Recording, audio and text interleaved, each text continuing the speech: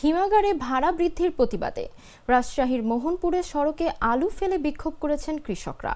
রোববার বেলা 11টার দিকে উপজেলা পরিষদ চত্বরে রাজশাহী নওগাঁ মহাসড়কে তারা এ কর্মসূচি পালন করেন। কৃষকরা জানান, প্রতি কেজি আলু সংরক্ষণে আগে হিমাগারে 4 টাকা ভাড়া নিত, এবার 8 টাকা নির্ধারণ করা হয়েছে। ভাড়া কমানো না হলে এই কর্মসূচি চলবে। পাশাপাশি মহাসড়ক অবরোধেরও হুমকি দেন তারা। এর আগে জানুয়ারির প্রথম দিকে তানোর উপজেলার কৃষকরা একই দাবিতে বিক্ষোভ করেন। এর পরিপ্রেক্ষিতে গত 15 জানুয়ারি সংবাদ সম্মেলন করে রাজশাহী কোল্ড স্টোরেজ অ্যাসোসিয়েশন।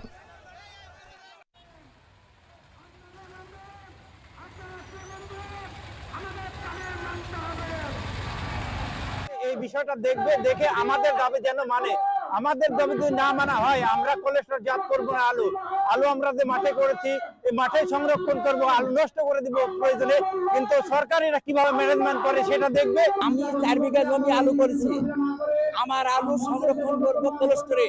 4 টাকা ভাড়ার আলু কেন 8 টাকা করলে এই প্রতিবাদ আমরা জানাই। আমি 11 বিঘা আলু করেছি, আমার এই আলু রাখার জায়গা যদি আমরা না পাই, আমরা কৃষক আমাদেরকে লাঞ্ছিত ফেলে, আমাদেরকে বিভ্রান্ত ফেলে এই সিন্ডিকেট তারা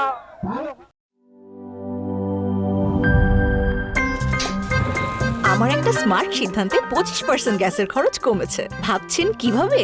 সাধারণ গ্যাস স্টোভ বদলে আমি এনেছি আরএফএল গ্যাস স্টোভ। এর সাইন্টিফিক নজল ও ব্রাস বার্নার ক্যাপ সমানভাবে তাপ ছড়িয়ে রান্না করে দ্রুত, তাই গ্যাসও বাঁচায় 25%, টাকাও বাঁচে 25%। আরএফএল গ্যাস স্টোভ নিরাপদ ও গ্যাস সাশ্রয়ী।